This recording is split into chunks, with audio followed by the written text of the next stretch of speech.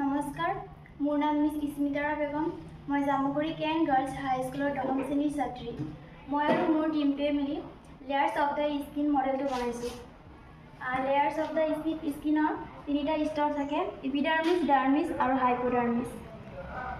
ইপিডাৰ্মিছ লেয়াৰটো আটাইতকৈ ওপৰৰ পাতল স্তৰ। এইটো ইপিডাৰ্মিছ লেয়াৰ, এইটো আটাইতকৈ পাতল স্তৰ।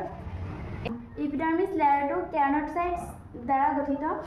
ইপিডাৰ্মিছ লেয়াৰটোৱে সূৰ্যৰ ইউভি ৰশ্মিৰ পৰা ৰক্ষা কৰে আৰু অন্যান্য বাহ্যিক কাৰকৰ পৰা ৰক্ষা কৰে। তাৰ পিছৰ লেয়াৰটো হৈছে ডাৰ্মিছ। ডাৰ্মিছ ইপিডাৰ্মিছ আৰু হাইপোডাৰ্মিছৰ মাজত থকা স্তৰটো। ডাৰ্মিছত ৰক্তনলী, চুলিৰ মূল, সেবেচিয়াছ গ্ৰন্থি ইত্যাদি থাকে। ডাৰ্মিছক দুটা ভাগত ভাগ কৰা হৈছে: পিপিলাৰী এণ্ড ৰেটিকুলাৰ ডাৰ্মিছ। তাৰ পিছৰ লেয়াৰটো হৈছে হাইপোডাৰ্মিছ। হাইপোডাৰ্মিছ এটা ডাঠ লেয়াৰ, একেবাৰে আটাইতকৈ তলৰ লেয়াৰ, যিটো চৰ্বিযুক্ত। হাইপোডাৰ্মিছে তাপ নিয়ন্ত্ৰণত সহায় কৰে আৰু শৰীৰক নমনীয়তা প্ৰদান কৰে। আমি এই মডেলটো সামগ্ৰীৰে বনাইছোঁ। প্ৰথম লেয়াৰটো এপিডাৰ্মিছ লেয়াৰটো আমি কাৰ্ডবৰ্ড থাৰ্মোকলেৰে বনাইছোঁ আৰু চুলিৰ তৰপটো দেখুৱাৰ কাৰণে স্পঞ্জ ব্যৱহাৰ কৰিছোঁ। আৰু ডাৰ্মিছৰ লেয়াৰটো আমি কাৰ্ডবৰ্ড ব্যৱহাৰ কৰি বনাইছোঁ আৰু বিভিন্ন ৰঙৰ কাগজ ব্যৱহাৰ কৰিছোঁ, সূতা।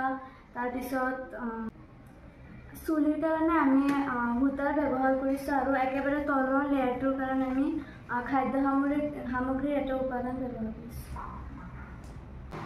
আমি এই মডেলটো পেলনীয়া বস্তুৰে বনাইছোঁ। পেলনীয়া বস্তুৰে বনোৱাৰ উদ্দেশ্যটোৱে হৈছে যে আমি আমাৰ পৰিৱেশক ৰক্ষা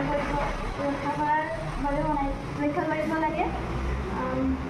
পেলনীয়া বস্তুৰ পৰা প্লাষ্টিক আৰু বহুত ধৰণৰ পলিথিন আৰু বহুতো বেমাৰৰ সৃষ্টি হৈছে। পেলনীয়া বস্তুৰ পৰা বায়ু প্ৰদূষণ হয়, পৰিৱেশ বিনষ্ট হৈ বহুতো বেমাৰৰ সৃষ্টি হৈছে। এই মডেলটো বনোৱাৰ উদ্দেশ্যই হৈছে যে আমি প্লাষ্টিকবোৰ এবাৰ ব্যৱহাৰ কৰাৰ পিছত পুনৰ ব্যৱহাৰ কৰি বিভিন্ন ধৰণৰ বস্তু সাজিব পাৰোঁ। ইয়াৰ দ্বাৰা প্লাষ্টিকৰ বায়ু প্ৰদূষণ কম হ'বৰ লগতে পৰিৱেশ বিনষ্টও নহয়। ধন্যবাদ।